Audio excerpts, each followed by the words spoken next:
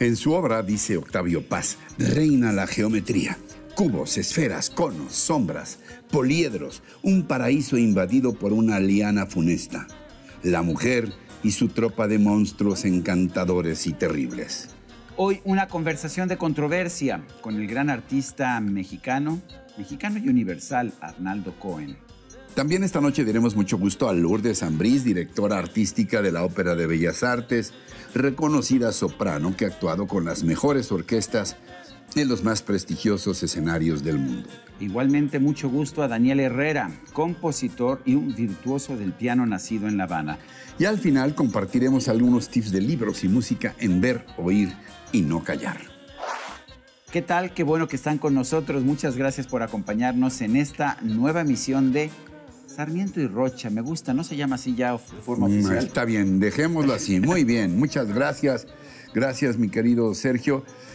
Bueno, suena muy bien así y espero que todo el programa les suene también muy bien a todos ustedes. Es, por cierto, ya nuestro programa número 94. Así que no le cambien, que ya estamos de vuelta.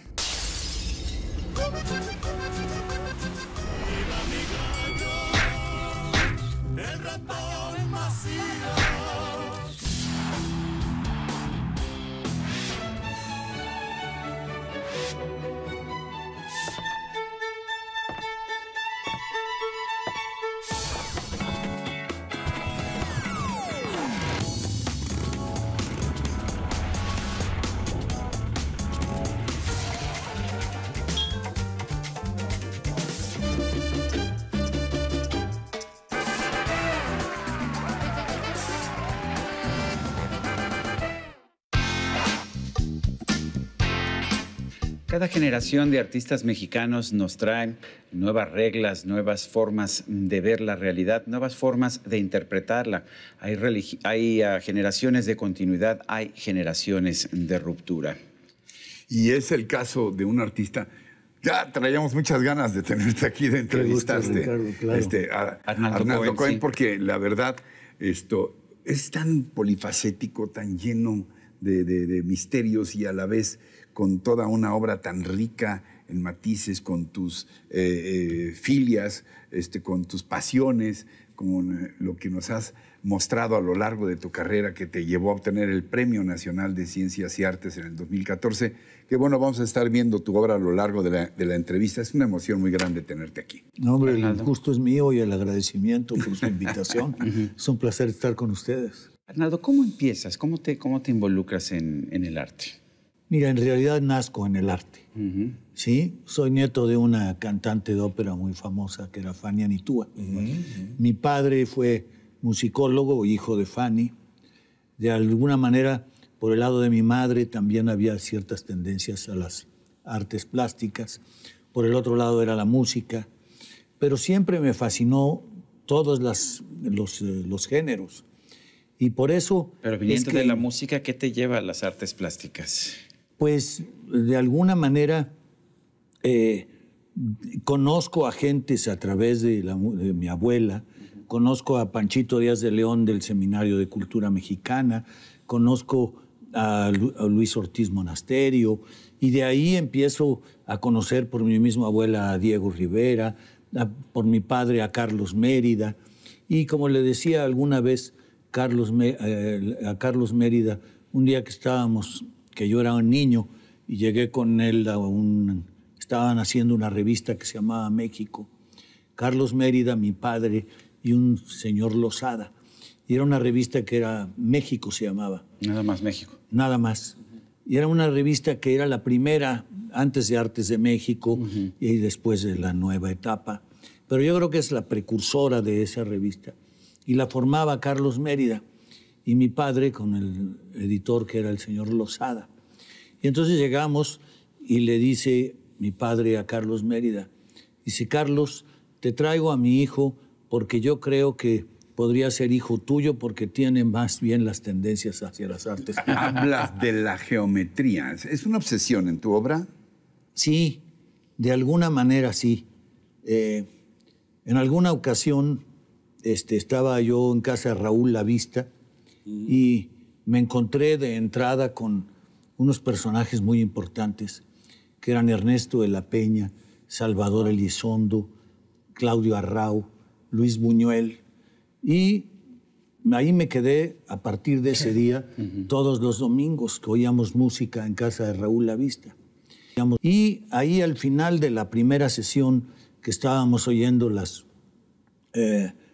Valquirias, pero para eso había una discusión de germanística entre Salvador Elizondo, Arrigo y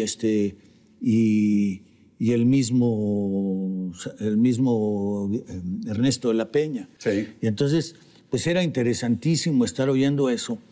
Y después teníamos que oír la música en silencio, era un ritual verdaderamente extraordinario. Y al final nos tocó sentarnos juntos, a Salvador Elizondo y a mí, y de repente, cuando se acaba toda la sesión, y me dice, ¿y tú qué haces? ¿No? Entonces ¿A yo qué le te digo, dedicas?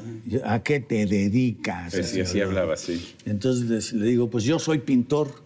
Es la única vez que lo dije con mucha certidumbre. Siempre tengo mis dudas. ¿Qué edad tenías? Yo tenía 16, 17 años. Entonces porque me dice, ¿eres pintor? Me digo, sí. ¿Y qué sabes de Paolo Uccello? Y le dije, pues es un pintor del Renacimiento temprano que fue uno de los inventores de la perspectiva. O sea que ya tenías conocimiento enciclopédico. Algo. Mi padre me ayudaba a veces en muchas cosas. Y de ahí establecimos una gran amistad. Y yo siempre tuve inquietud por la geometría, pero ahí... ¿Y cómo se te ocurre, por ejemplo, un Zapata geométrico? Bueno, de alguna manera... ¿Por qué la figura de Zapata, que ha sido manejo varios códigos simultáneamente. No, por ejemplo, esta serie de los Zapatas, la idea era pintar zapatas, pintando la misma imagen, pero como si fuera yo un pintor diferente cada vez. Entonces, digamos que puedo usar un juego óptico de romper el espacio a través de la geometría, más del espacio que del objeto retratado o el sujeto en este caso. Y después de eso puedo manejar imágenes geométricas que se entrelazan con la imagen, digamos, orgánica. Siempre me interesó esta combinación de lo orgánico con lo geométrico. Oye, y a propósito de lo orgánico o de los órganos, ¿qué es para ti el erotismo? ¿Es una suerte de divertimento, de travesura? No, es una necesidad de los humanos. Sin eso no existiríamos. Y de alguna manera hay que encontrar lo placentero y no lo culpable, como muchas veces se hace pensar que el erotismo es algún pecado, no, cuando en realidad es la manifestación divina más importante, porque si no, no existiríamos. Y así lo abordas. Pues desde luego, para mí es importantísimo.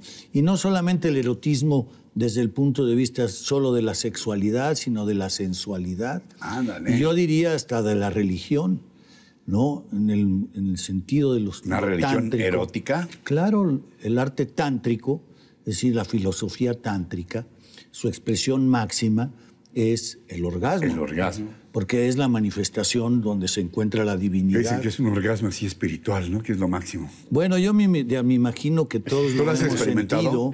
Todos lo hemos sentido. Lo que pasa es que lo que nos pasa con algo supremo a veces no lo reconocemos. Bernardo, ¿te acuerdas de tu primera exposición? ¿Qué sentiste? ¿Dónde fue? ¿Cómo fue esta primera exposición? Porque es un momento crucial en la vida de un artista. Curiosamente, mi primera exposición fue en el año 63. Yo tendría 22 años. Ya la había preparado antes. Y fue una obsesión que yo tuve desde niño, porque estuve cerca en la escuela de monjas. Entonces, algunas monjas me jalaban las patillas por alguna travesura o algo. ¿Tenías patillas? Apenas me crecían o porque las patillas. perseguías. Ya desde la primaria me inquietaba la imagen de la monja y qué contenía, en este caso, el alma y el cuerpo. Y siempre me llamó mucho la atención, me parecía una imagen. Y por esa época surgió Madre Juana de los Ángeles, de una película maravillosa polaca, Karaverovich, o alguna no me acuerdo el nombre, se me pero fue. Sí la vi la película hace Es un montón de maravillosa. años, sí. Y después salía Viridiana de Buñuel. ¿no? de Buñuel. También surgían las cartas de amor de una monja portuguesa. Y también... Que fueron escandalosas en su tiempo. Sí, ¿no? ¿no? Entonces, pues todo eso me parecía inquieto. Y entonces hice una serie de pinturas expresionistas en donde yo ponía a hacer el amor a las monjas entre lo reconocible y lo irreconocible, entre lo tangible y lo intangible. ¿Expresionismo tradicional o expresionismo abstracto? Bueno, no, porque en este caso era figurativo, se reconocían a las monjas, a los ángeles, a los sacerdotes y a los... Irreverente. No, al contrario. Absolutamente irreverente. Eso me dijo un crítico, Jorge Crespo de la Serna, dijo que yo estaba usando ese tema para llamar la atención. Bueno, pero fue la primera. Esa fue la primera. Última. La más reciente. Sí, la más reciente. La última.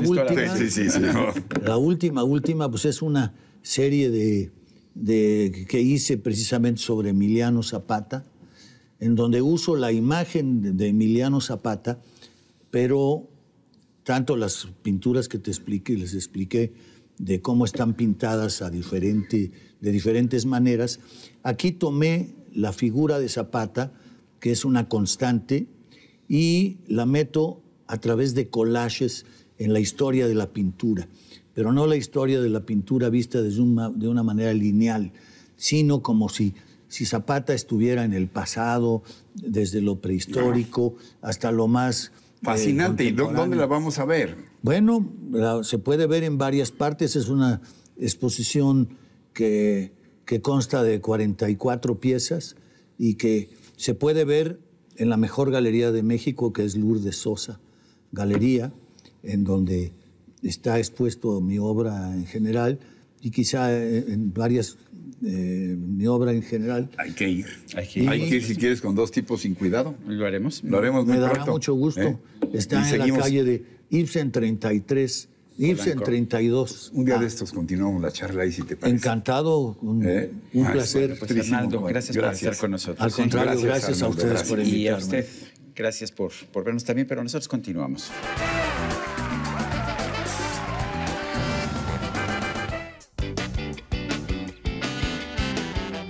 Muy bien, Ricardo. ¿Y ahora qué tenemos en esta sección? Dos entrañabilísimos y admiradísimos amigos. La maestra Lourdes Ambrís, ya les habíamos dicho de quién se trata, distinguidísima soprano, pero ahora con una responsabilidad también directiva muy importante. Lourdes, te muchas gracias. ¿Cómo estás? ¿Qué tal? Yo soy de 2 besos. Mucho gusto. Me parece bien. Ay, pues entonces yo también, en segundo. Para no quedarme atrás. Y Daniel Herrera, ese gran músico, compositor y, bueno, un intérprete también fuera de serie. Mucho gusto. Al maestro Ambrís. Daniel. ¿Qué tal? Mucho gusto. Siéntense, por favor. Gracias. ¿Cómo te sientes ahora a propósito?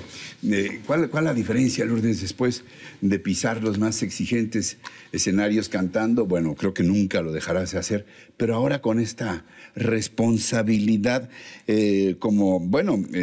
a cargo de la Ópera de Bellas Artes. Pues sí, es una gran responsabilidad, es una experiencia diferente para mí, pero al mismo tiempo ha sido muy interesante porque el Palacio de Bellas Artes, pues, fue mi primera casa. Tu casa natural. Mi casa natural. Yo hice mi debut ahí en el Palacio de Bellas Artes cuando la primera vez que yo canté ahí yo tenía 18 años.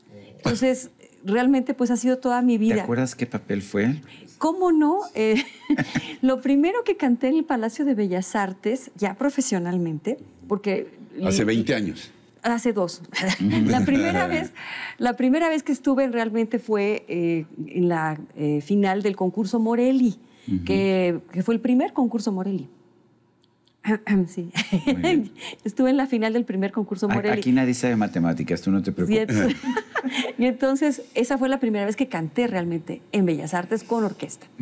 Pero ya profesionalmente, lo primero que hice fue con la Sinfónica Nacional, la ópera Don Carlo. Yo hacía un pequeño papel que es un paje que canta en el área de la mezzosoprano, que la acompaña en el área en su área a la mezzosoprano, y al final cantaba la voz celestial que se escucha al final de la ópera. Eso era mi participación, pero fue la primera vez que canté profesionalmente con la Sinfónica Nacional. ¿Cuántos estelares en tu vida? Una ópera. ¿Cuántos estelares? Muchos, muchos. Pues estelares, sí, muchos. Papeles. El otro día estaba haciendo una cuenta porque me dio curiosidad. Dije, a ver, yo no soy de los cantantes que se ponen a contar, esta es mi función número 500. No, la verdad es que nunca me puse a contar esas cosas ni a pensar en estadísticas. Pero el otro día dije, a ver, por curiosidad, pues, ¿cuántos papeles habré hecho? Digamos, en ópera, zarzuela, opereta. Casi 60. Fíjate. ¿Y siempre los papeles estelares son los más importantes o también puede de pronto otro papel, aunque no sea el principal, ser muy significativo? Aunque no sea el principal, yo creo que depende de la persona que lo haga, cómo lo haga, y muchas veces el papel protagónico pues no es el que tiene más peso en la obra, pero bueno. Daniel, me dicen que tocas piano popular, pero que fundamentalmente eres pianista clásico, ¿es cierto eso? Sí, me gradué yo como pianista concertista en el 83, Cuba, hace muchos años también. Y curiosamente cuando me gradué yo fui pianista de una soprano cubana que se llama Lina Sánchez. Muchos años fui su pianista, 3 años seguidos. Y entonces manejé ese repertorio mucho tiempo, porque lo primero que ella hizo fueron 2 zarzuelas, María Lao y Cecilia Bardé, y luego pusimos El murciélago de Strauss.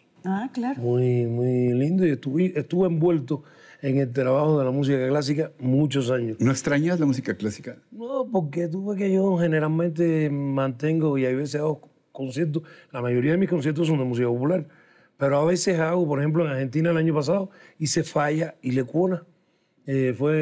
Y los otros 2 conciertos fueron con la orquesta bailable y uno de poemas musicalizados, pero el primero fue Falla y Lecuona. Oye, ¿te sientes diferentes? La verdad es que Lecuona tiene música de piano increíble, maravillosa. Y clásica, pues, o sea, sí, ¿no? Aunque los temas uno los reconozca de alguna manera como populares. Aunque parezca ¿Y tú nunca te has cantado un bolerito así sabroso? Así sabroso. ¿No? Pues a mí me gusta que eso hay otros también. boleros que esos. Sí, ¿verdad? Pero es que hay unos son muy desgarradores y otros son más acá, ya sabes. Sí, he cantado ya profesionalmente. He hecho conciertos de boleros, de música popular. ¿Y los hace con la voz impostada o con la voz abierta? No, como es. Como tiene que ser. Impostadita, rica. No, abierta. Normal, abierta. Pero es que depende cuál es la canción. Porque hay canciones que aquí por lo menos se conocen más como en la tradición de como las cantó Ortiz Tirado, por ejemplo. Entonces esas hay que darles un poquito de lo otro. Pero siempre tiene que haber pues la cosa de contar la historia, ¿no? Aquí entre nosotros, ¿tú entendiste la diferencia entre impostado y abierta? Sí. A ver, a ver. Bueno, impostado es como cantan, como hacen el bel canto generalmente, Sí, que la voz tiene un color, está mejor puesta. Y aquí si la maestra te lo puede decir. Y cuando se canta abierto es como cantamos nosotros, normalmente. ¿Cómo bueno? En la música popular. Suave, ya. Sí.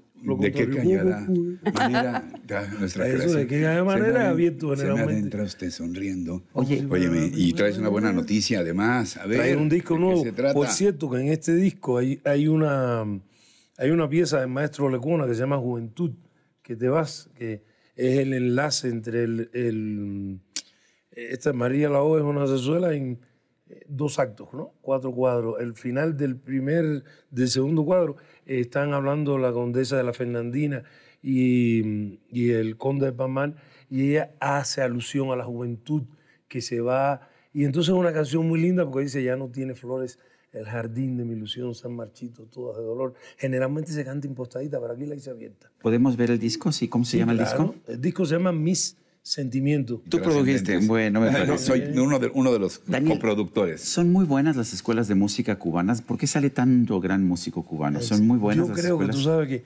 siempre ha habido muy buenos músicos en Cuba, pero a partir de que se creó la ENA, que fue la Escuela Nacional de Arte, fue en 1962, casualmente cuando yo nací, se puso mucho hincapié en la formación. Primero, cuando yo estudiaba, no nos permitían hacer música popular, pero nosotros somos músicos populares. Son cubanos.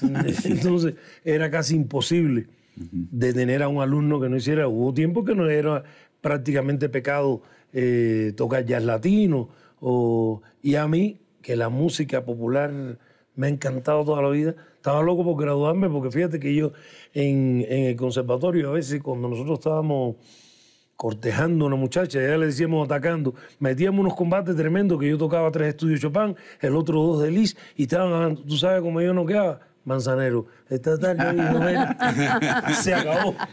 ¿Qué proyectos, qué vamos a tener en la ópera de Bellas Artes próximamente, maestra? Bueno, ahorita estamos en medio de Così fan tutte. Oye, tu trabajo ser tan bonita y ay, gracias. Estás ahí compitiendo desde chiquitita y todo eso, imagínate. No, ayudó, bueno. Sí te ayudó también. Ayuda pues espero que sí, que me ayude. Yo creo que sí, yo creo que algo me ayudó, sí. Bueno, no. A ver, ¿qué vamos a tener? Fan tutte está... Estamos en medio de las funciones ahorita de Così fan tutte, que si no la han visto no se la pierdan. Les queda todavía el domingo, es la última función, este domingo es la última función. Y es cierto que sí son todas. Así son todas y así son todos. Lo curioso es que la premisa del director de escena es que él lo que quiere mostrar es que no son solo las mujeres, la que en realidad infidelidad. Todo es muy relativo. O sea que todos somos infieles. Todos somos infieles o no, o simplemente o todos somos humanos. O todos somos humanos. O todos somos humanos. Y finalmente, pues esa es la idea. Esa es la premisa de Così fan tutte, tratar de mostrar. De Mozart, sí. Está preciosa, la escenografía es de Jorge Ballina. Vaya, es una puesta en escena bellísima. Yo creo que es de lo mejor que estamos presentando este año. Y ahí después, ya a final de mayo, seguimos con Turandot. Wow, una de las grandes óperas. ¿Dónde encontramos el disco? Porque la vez pasada fue un éxito en las tiendas de los tecolotitos y en todas partes. De prestigio. Y yo me imagino que a partir del lunes está en todas las plataformas digitales ya. Y entre los proyectos que tengo ahora que estaba ahí, quiero hacer Otelo. Con ella. ¿Sí? Me parece maravilloso. Me parece muy... ¿Qué tan celoso eres? ¿Qué tan celoso eres? Bueno, ya no tanto. Y vas a hacer un esfuerzo para dar el personaje. Un esfuerzo para hacer el personaje, porque ahora me voy a poner a coger un poquitico de sol. Tenemos una bella. Muchas gracias, querida, admirada maestra Lourdes Ambrís. Mi Daniel. Amado Daniel, gracias también. Gracias a ti, contrario. Bueno, y nosotros continuamos.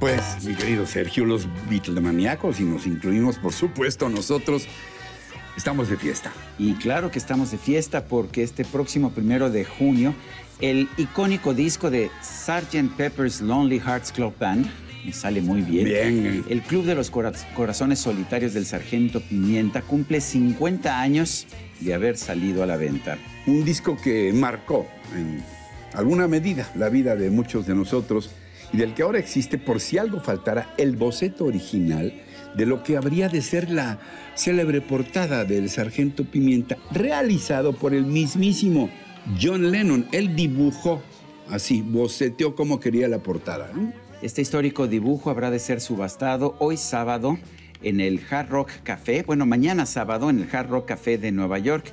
Fue hallado en uno de los cuadernos de Lennon que permanecían en la casa que John compartió con su exesposa Cynthia en Surrey, en Inglaterra. ¿Para cuánto te gusta? Mínimo $1 millón. Si yo los tuviera y fuera, fan sí lo soy. Sí, no me Lennon. Fíjate que no me alcanza, pero yo fácil se va a vender en eso. Yo creo que sobran los fans. Pero si quieres, Lennon, trato de vender mi disco original de Sgt. Pepper's que compré hace 50 años. No sé si sirva, eso también tiene un enorme valor. Tengo aquí, ¿qué traes? Miren, ahí les va. ¿Estás de acuerdo que Javier Cercas, nos vamos muy rápido porque ya se nos acaba el tiempo, es uno de los grandes escritores de lengua hispana de los últimos tiempos? Gran escritor. Hizo un clásico de aquellos soldados de Salamina que hablaba de los buenos, de los jovencitos en la batalla contra Franco, en la guerra civil española. Ahora escribe algo verdaderamente maravilloso, porque El monarca de las sombras es sobre la vida de un tío abuelo de él que murió muy joven, dice, en el bando equivocado. Fue franquista, se incorporó muy joven a las filas de las fuerzas de Francisco Franco. España estaba dividida entonces ahora se atreve a escribir Javier Cercas para demostrarnos que el heroísmo No es patrimonio de ninguno de los bandos. Es una obra fantástica. Bueno, y yo tengo aquí esta recomendación, es 2018, La salida, decadencia y renacimiento de México, de Andrés Manuel López Obrador, con quien hemos conversado aquí en este programa. Es su propuesta política. Hay de todo, cosas con las que yo no estoy de acuerdo. Hay un programa de gobierno, sus propuestas sobre privatización que él considera que es lo mismo que corrupción. Yo no estoy de acuerdo, pero en otras cosas sí estoy de acuerdo, y ciertamente un personaje de nuestra vida política en este momento. Yo creo que vale la pena leer, sí. Y ahora así llegamos al final. Gracias por su atención, por su compañía, su confianza en este espacio. ¿Y qué? Los esperamos, ¿no? Sí, la próxima semana aquí estaremos en nuestra emisión número 95. Hasta entonces. Hasta siempre.